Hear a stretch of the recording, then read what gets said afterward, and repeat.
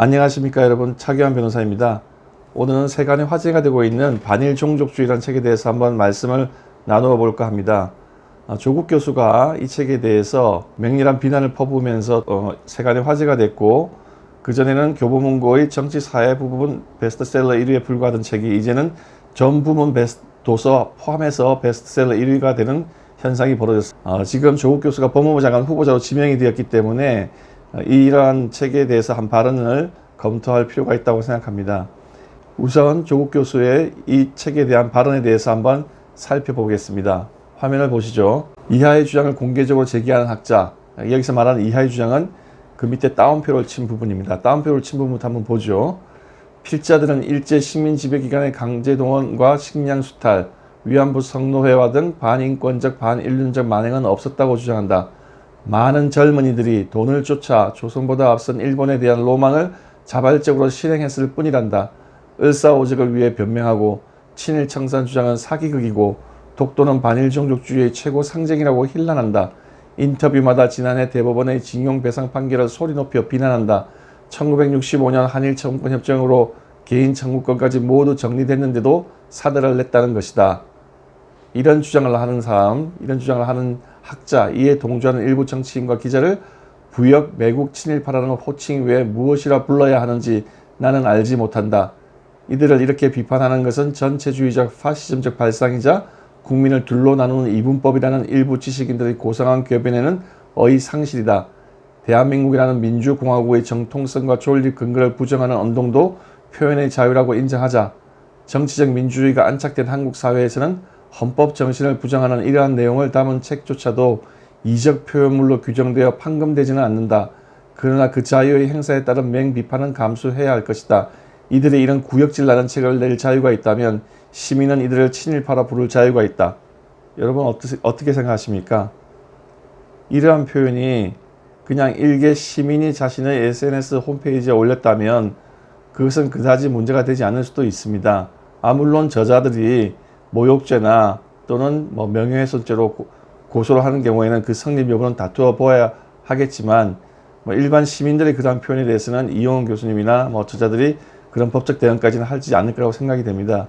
그러나 로스쿨, 그것도 서울대 로스쿨의 교수이고 이제 법무부 장관 후보로 지명이 돼서 곧 인사청문회를 앞두고 있는 조국 교수가 이런 표현을 한 경우에는 일반 시민이 한 것과는 좀 다르게 우리가 접근하고 검토해 볼 필요가 있습니다. 왜냐하면 서울대 로스쿨은 판사, 검사, 변호사를 가장 많이 배출하는 로스쿨이고, 또 그가 법무부 장관이 된다고 하는데 법무부 장관은 대한민국의 법질서와 법치주의를 수호하고 집행하는 기관이기 때문에 그 기관의 최고 수장이 된다고 하는 것은 그 법치주의, 개인의 자유와 인권에 대해서 어떻게 생각하고 있는가 하는 것이 매우 중요하기 때문입니다. 그럼 각 문제점에 대해서 한번 의견을 나눠보도록 하죠. 이러한 주장에 동조하는 자 또는 그 공감하는 자를 부역자, 매국자, 친일파라고 매도하는 것이 당연하다고 이야기를 하고 있습니다. 여러분, 어떤 사회적인 이슈에 대해서 논의를 할 때, 어떤 주장이나 책의 내용에 대해서 비판을 할 때 그 책의 내용이 이러저러한 내용이 있는데 그것은 근거가 이러이러한 점이 있으나 자신은 그런 근거에 대해서는 반박하는 증거를 대면서 그렇기 때문에 그 주장의 사실관계는 틀렸고 설사 사실이 맞다 하더라도 그걸 해석하는 것은 이러저러한 점에서 잘못됐다, 이렇게 비판하고 나오는 것이 학자이자 교수입니다. 그런데 그냥 아래 따옴표를 한 거, 그거 굉장히 그냥 두리뭉실한 거죠. 그거는 그냥 그 챕터의 제목을 언급한 것 이외에 별다른 내용이 없습니다. 그런데 저렇게 해놓고 그거를 그냥 부역친일 매국파라고 딱 비난을 해버리는 것은 학자의 태도가 아니죠. 저건 어떤 중요한 사회의 이슈에 대해서 학술적으로 학문적으로 접근하는 것이 아니라 이거는 정치투쟁을 할 때 쓰는 방법입니다. 정치투쟁을 할 때 상대방을 대중들로부터 분리시키기 위해서 도덕적으로 낙인을 찍어버리는 거죠. 낙인 찍기를 하는 겁니다. 영어에서는 저걸 레이블링이라고 하기도 하고 또는 프레이밍을 짠다고 이야기도 합니다만은 어쨌든 저것은 학술적인 태도가 아니고 정치투쟁, 선전과 선동가의 용어입니다. 그래서 흔히 정치투쟁에서는 메시지를 공격하기 힘들면 메신저를 공격하라고 그러죠.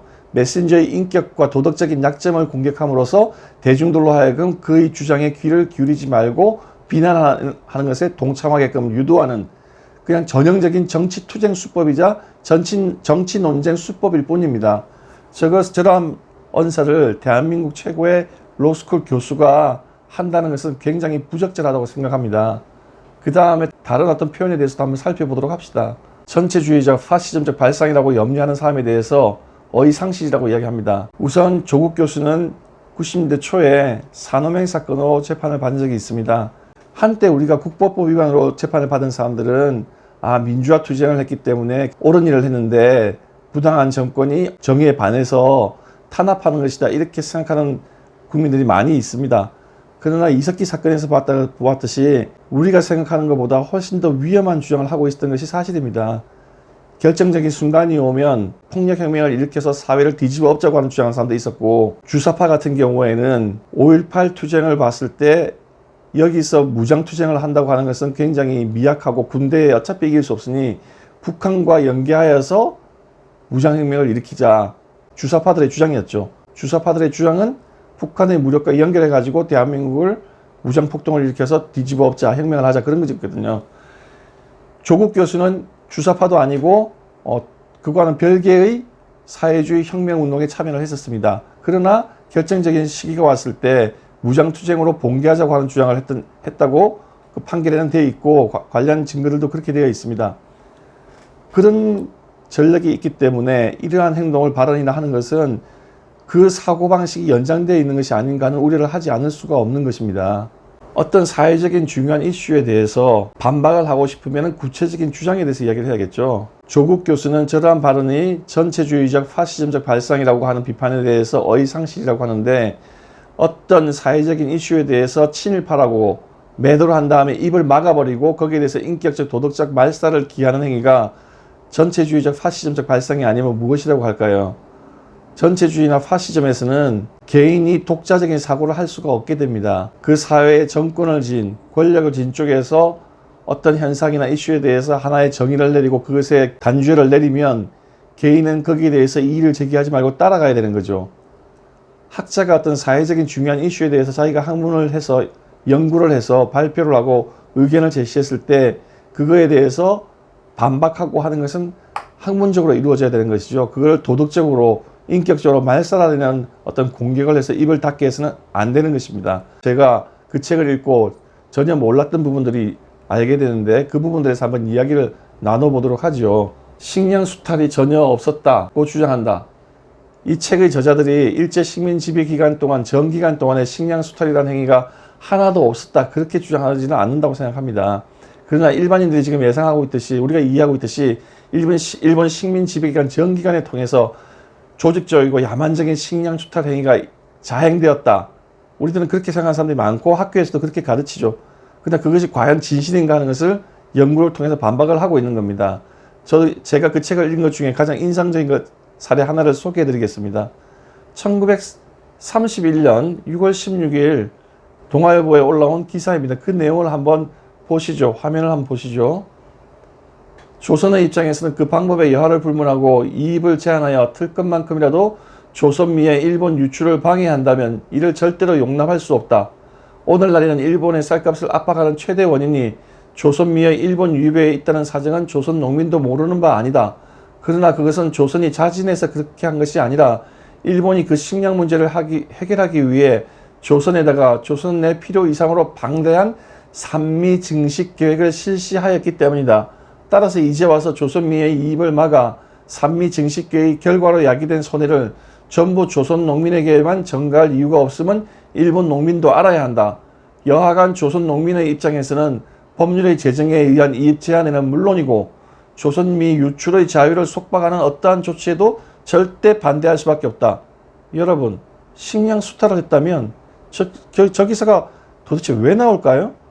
조선 농부들이 식량을 일본으로 이입시키는 것을 더 늘려라, 작년 재작년에 늘렸던 것보다 줄이겠다고 하는 일본의 주장에 대해서 줄이지 말라, 절대 줄여서는 안 된다, 지금 그 주장을 하고 있는 거 아닙니까? 만약에 대가 없이 또는 아주 말도 안 되는 낮은 가격으로 식량을 공출하고 그걸 뺏어갔다면 동아일보에서 1931년에 저런 기사를 썼겠습니까? 저희가 생각을 하는 사고를 한 사람이라면 저 기사를 보는 순간 내가 배웠던 내용하고 뭐가 다르네 이렇게 생각이 들겠죠. 조국 교수는 저 기사를 보고도 지금 일제시대 때 전기간에 걸쳐서 식량 수탈이 이루어졌다 이렇게 생각하는 건지 이해를 못하겠습니다. 이영훈 교수 등 연구자가 사회에 공헌하는 말은 저런 문제를 발굴을 해서 지금 기존에 우리가 알고 있는 것과 다른 자료들이지 않습니까? 저런 자료들을 보고 과연 우리가 알고 있는 것이 맞는가 하는 것을 한번 따져보자는 거죠. 그래서 우리가 진실을 발견을 해야 그래야 우리가 올바른 역사를 가르칠 수가 있고 그걸 가지고 이웃 나라인 일본과의 관계도 올바로 정립해 나갈 수가 있겠죠. 이렇게 이야기하는 저도 일제가 태평양 전쟁을 일으키고 난 다음에도 뭐 절대 식량 공출이 또는 낮은 가격으로 가져가는 일들이 없었다. 그런 이야기를 하는 건 아니죠. 또 그렇게 매도할 사람도 있을 겁니다. 그러나 지금 보시다시피 1931년의 저 기사는 저희가 알고 있는 일반적인 통념과는 완전히 다른 것을 보여줍니다. 그 다음에 일본으로 끌려갔다고 하는 징용 광부 문제에 대해서도 한번 봅시다. 일본으로 건너간 광부들은 세 가지 유형이 있다고 합니다. 일반 기업의 모집에 의해서 간 경우, 조선 총독부 등 조선에 있었던 관청의 알선에 의해서 일본으로 건너간 경우, 그리고 1944년 8월부터 실시된 징용에 의해서 끌려간 경우, 이렇게 세 가지 경우가 있습니다. 근데 지금 한국에서는 그 모든 것을 다 강제로 끌려갔다고 이야기하고 있는데 일본 기업의 모집이나 관알선에 의해서 간 경우에는 강제로 인해서 끌려갔다고 표현하는 것은 적절치 않겠죠. 그 문제에 대해서도 일반인들이 알고 있는 것하고 다르기 때문에 사실관계를 내어놓고 객관적으로 검토를 하자고 하는 것이 저 책 저자들의 주장입니다. 그리고 여기 화면을 한번 보시죠. 조선인 탄광부와 기타 직종의 월 수입을 비교한 것이 있습니다. 40년부터 44년 사이에 급여를 비교해 놓은 것이 있는데 조선인 광부들이 일본에서 받았던 월 평균 수입에 하고 다른 직종을 비교를 해보면 이렇습니다. 서울 방직 남자 공원의 3배에서 5배, 남자 교원의 3배에서 4.5배, 남자 회사원의 2.2배에서 3.4배, 서울 남자 은행원의 1.5배에서 2.3배, 일본 순사 초임의 3.6배, 일본 사무직 대졸 초임의 2.2배. 여러분 어떠세요? 여러분이 알고 있던 이런 내용을 알고 계셨나요? 징용 광부들이 받는 보수금액이 이렇게 높았다고 하는 것을 알고 계셨습니까? 물론 이렇게 또 이야기하면 그거는 서류상일 뿐이고 실제 주지 않았을 것이다 이렇게 이야기를 하시죠. 그렇게 또 반박할 분 많이 있을 것입니다. 그런데 징용 광부들이 못 받았다고 제기하는 노임의 기간이 끌려갔다고 하는 기간 전체가 아닙니다. 한 달, 두 달, 몇 달, 뭐 짧은 사람은 반달, 그런 정도의 임금을 주장하는 사례들이 많아요. 그리고 일본에 갔던 광부들이 계약기간이 2년입니다. 2년이 지나면 돌아오는데 2년이 지나도 안 돌아오고 계약기간을 연장해서 거기서 계속 일을 했던 분들이 있어요. 조선인 청년들은 주로 농사를 지었기 때문에 지하에 들어가서 일을 하는 걸 경험이 없고 그래서 겁내기 때문에 2년만 끝나면 돌아온 사람들이 많이 있었는데 이런 고임금 때문에 거기 또는 다른 이유로 해서 거기 더 계약기간을 연장해서 있었던 분도 있습니다. 이번에 징용 광부 소송의 원고가 됐던 분 중에 한 명도 계약기간을 연장했다고 하는 분이 있다고 합니다. 이런 내용을 일반인들은 모르죠. 그런 내용을 가지고 사회적으로 학문적으로 토론을 해보자고 하는 것이 이 책의 저자들이 주장하고 있는 바입니다. 이런 주장들이 친일부역 매국노인가요? 그리고 을사오적에 관한 이야기도 있습니다. 이 책에 을사오적에 관한 이야기도 있는데 지금으로 말하는 헌법, 대한제국 국제를 한번 보시죠. 대한제국 국제는 국민의 기본권 이런 거 없습니다. 그냥 고종 황제가 완벽한 전제군주정, 자기 마음대로 하는 전제군주정을 규정해 놓은 것입니다. 완전 가산제 국가, 조선이라고 하는 나라가 이조 왕실의 재산인, 가산인 그런 가산제 국가의 국제였습니다. 그런 나라에서 과연 신하 5명이 나라를 왕의 의사에 반해서 팔아먹었을까요? 고종 황제가 승인을 했기 때문에 이루어진 일이죠. 물론 이토 히로부미가 압박을 했다. 그건 사실입니다. 어쨌든 고종 황제가 승인을 했기 때문에 그 을사오적 신하들이 합방 조약을 맺는 데 일을 했다고 하는 것이고, 그런데 지금 우리는 이 저자들은 조선이 멸망하기까지의 과정은 살펴보면 외교관계를 잘해서 나라의 독립을 지킬 기회가 있었음에도 불구하고 그런 기회를 다 놓치고 난 다음에 나라를 빼앗기게 되는데 우리는 그 과정을 살펴보지 않고 그냥 을사오적 5명의 신하가 나라를 팔아먹었다. 그렇게만 이해하고 넘어간다면 역사의 올바른 이해인가? 그렇게 역사를 얕게 이해하면 또 다른 우리나라의 위기가 오는 것 아닌가? 그런 문제점을 제기하고 있는 겁니다. 그런데 을사오적을 그것을 위해서 뭐 변명을 하고 있다. 과연 그 책의 내용을 일일이 다 읽어보고 하는 말인지 저는 의문을 제기하지 않을 수가 없네요. 우리나라 좌익 진영의 어떤 기자가 이완용이라는 인물에 대해서 아주 비판을 하기 위해서 쭉 연구를 한 다음에 책을 하나 쓴 게 있습니다. 이완용 평전이라고 한 책을 쓴 게 있는데, 저 책을 쓴 저자도 처음에는 매국노 이완용에서 아주 철저히 비판을 해주려고 들어가서 봤는데 저는 다른 모습을 발견한 거죠. 그에게도 다른 모습이 있었다. 물론 이완용을 완전히 두둔하는 건 아니지만 그에게도 다른 모습이 있었다고 이야기를 하면서 쭉 설명한 책이 있습니다. 그러니까 저 책들을 다 읽어보면 결국 나라를 잃게 된 것은 무능한 고종과 이씨왕실, 부패한 이씨왕실, 그리고 그것을 기억하지 못했던 조선 양반층의 문제점을 찾아야지, 그냥 그 중에서 을사오적 5명이 나라를 팔아먹었다 이런 식으로 이해를 하는 것은 전혀 옳지 못한 것이죠. 그럼 사회적인 문제점을 제기하는 것이 지금 이 반일 종족주의 책입니다. 일본에 대한 문제만 나오면 흥분해서 일본을 비판하지 않으면 마치 친일파로 낙인 찍힐 듯한 그런 분위기를 만드는 것이 이 사회의 발전에 무슨 도움이 되겠습니까?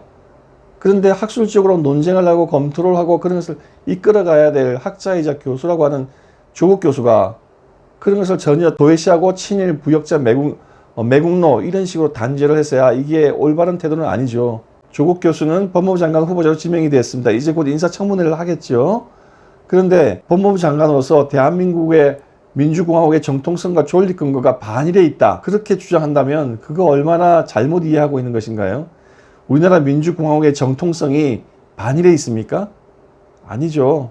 헌법 전문에도 나와 있듯이 자유민주적 기본질서, 그것을 기반한 어떤 개인의 자유와 인권을 보장하는 공화국, 개인에게 행복 추구권이 있고 여러 가지 기본권이 보장되어 있고 언론 출판 집회 결사의 자유가 있고, 그를 통해서 개인의 자유로운 인격 발현이 가능하고, 그를 통해서 자유로운 시장 경제를 통해서 사회가 성장하고, 그런데 우리나라의 어떤 헌법의 가치가 있고 정통성이 있는 것이지, 반일의 대한민국의 정통성과 존립 근거를 찾는다면 그 얼마나 초라한 나라입니까? 어떤 나라에 반대하는 것에 정통성과 존립 근거가 있다, 그렇게 이해해서는 정말 곤란한 것입니다. 그리고 지금 조국 교수는 반일 종족주의 저 책 내용이 헌법 정신을 부정한다고 그랬는데, 헌법 정신에 무엇을 부정했는지 저는 도저히 이해할 수가 없습니다. 독도 문제에 관해서 이야기한 것이 영토에 관한 것이어서 헌법 정신을 부인하는 것인가요? 많은 사람이 독도가 대한민국 땅, 조선 땅이었다고 하는 것에 대한 지도를 찾았다, 아마 그렇게 이야기를 하면 그런가 보다 하고 지나갔습니다. 저도 저 책을 보고서야 우리나라 지도들 중에서 독도의 위치를 제대로 표기한 지도가 하나도 없었구나. 지금 독도를 표시한 지도를 찾았다고 하는 것들 중에 지도들을 보면 그 위치가 동서남북으로 둥둥 떠다니고 있었구나, 그런 걸 처음 알게 됐습니다. 그러면 이렇게 사실을 알게 됐을 때야 비로소 독도를 지키기 위한 합리적인 계획을 수립할 수가 있겠죠. 그런 어떤 사회적인 공론화의 단계에 들어가거나 논의를 하려면 국민들에게 정확한 정보를 제공해야 되지 않겠습니까? 이 영상을 보시는 많은 분들이 조선시대 지도 중에서는 독도의 위치가 제대로 표기된 것이 있다고 생각하겠습니다. 그러나 거의 없어요. 이 연구자들의 주장에 의하면 그런 지도가 하나도 없다는 겁니다.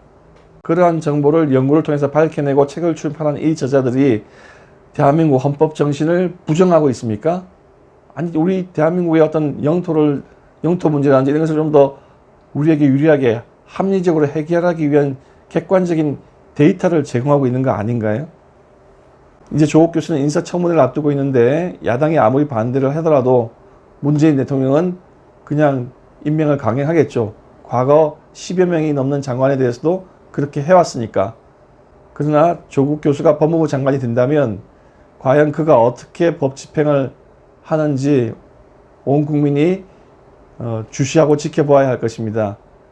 이런 사고방식의 연장선상에서 학문의 자유를 억압하고 표현의 자유를 억압하고 객관적인 진실을 밝히려고 하는 학자들을 친일 매국노로 단죄해서 매장하려고 하는 것인지, 그런 것들을 우리가 잘 지켜보고 그러한 행위를 하지 못하도록 저지하고 막아내야 할 것입니다. 그렇게 하는 것이 자유민주주의 대한민국을 지키는 길이기 때문입니다. 네, 감사합니다, 여러분.